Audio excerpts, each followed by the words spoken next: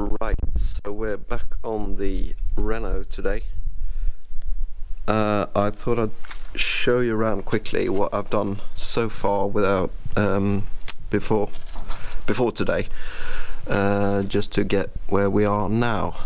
So when I got the car, like I said in the previous video, it didn't run. It still doesn't really run, but I didn't have spark, so I did some troubleshooting and established that I had 12 volts going to this terminal on the coil, but I didn't have continuity over from this one to ground when the points were closed. So all it took was actually some sandpaper on the contacts on the points.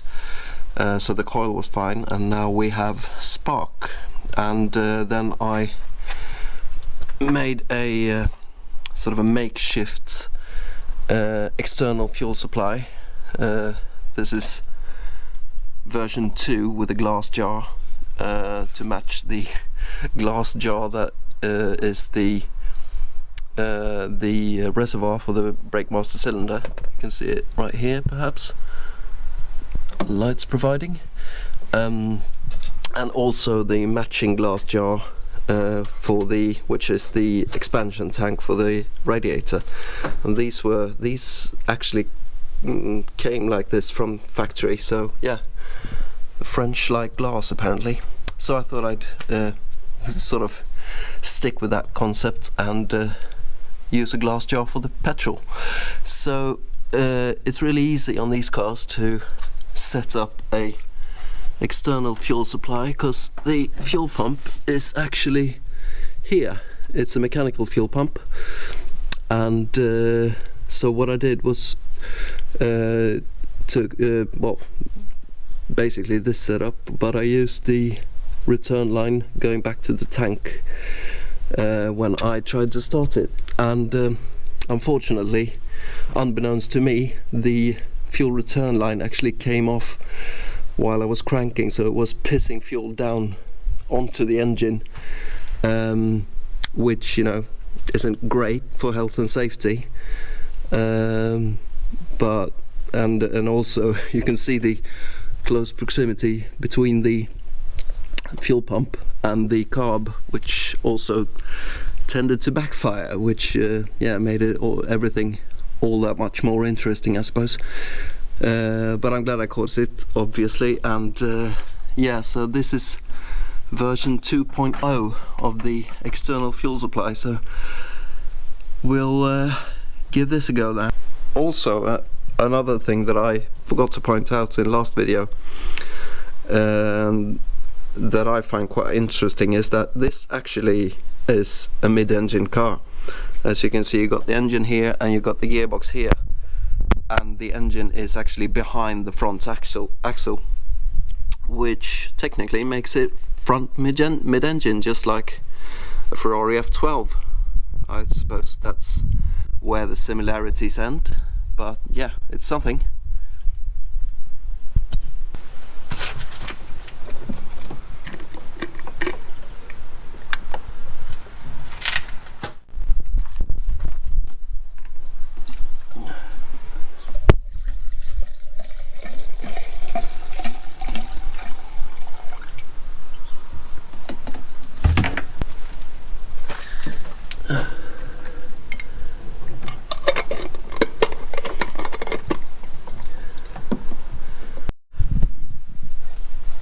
And here is the finished setup. As you can see, it's yeah, we got some fresh petrol in there, and yeah, it's time to give it a whirl. I would be lying if I said I wasn't a bit nervous, considering what happened the last time. Also, I've utilized the help of my son. He's gonna be the acting cameraman, so child labor, don't tell the authorities. So yeah, let's give it a crack.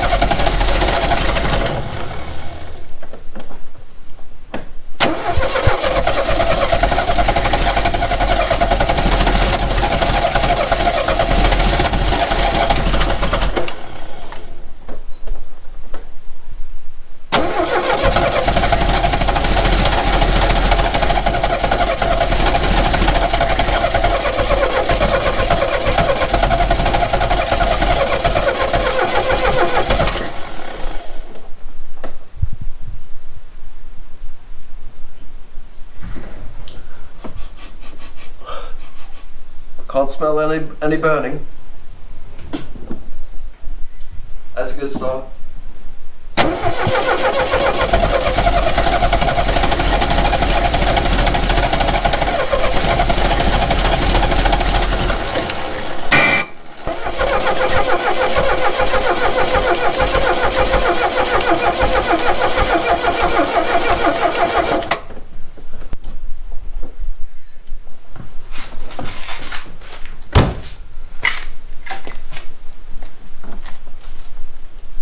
So that didn't work. Shit.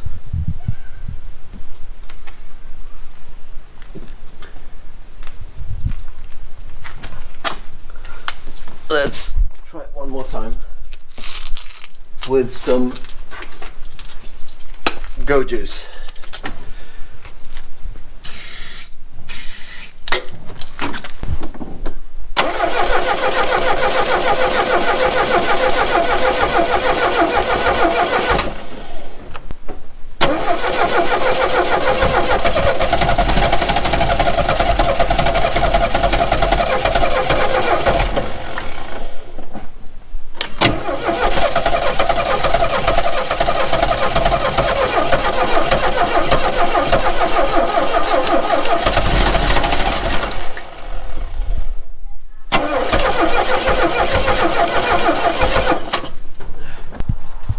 So take two. In a perhaps futile attempt, I've replaced this HT lead with the one that was on the car when I got it. I don't know if that makes any difference. It seems to be firing on maybe one cylinder.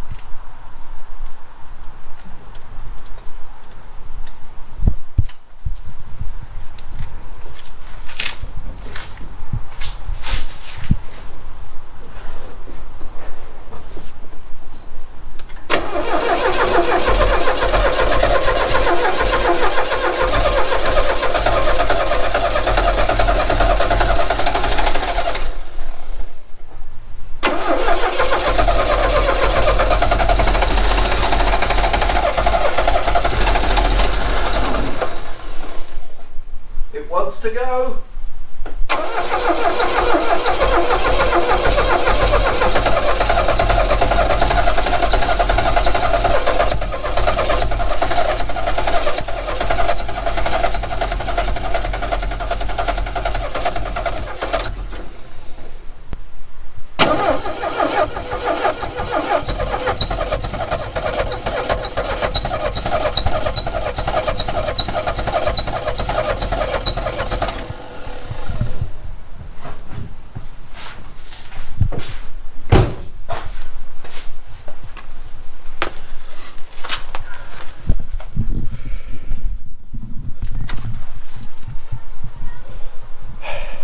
Well, that didn't work, did it?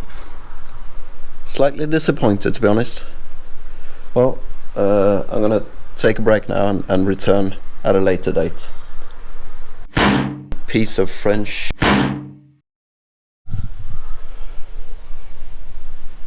Right, I don't know what to do now, to be honest. I think it's time to start throwing some new parts in it, see what sticks, some new plugs, new HT leads perhaps. The one going to cylinder 1 is really wonky, and perhaps look into perhaps rebuilding the car, because the only time I really get it to sort of catch is when I have my foot flat to the floor. So that might be it. It almost feels like it's not getting enough fuel. but yeah, I'm not 100% sure, obviously, so yeah, we'll see. I suppose that will be it for today. I'll catch you in the next one, I hope. Okay, bye.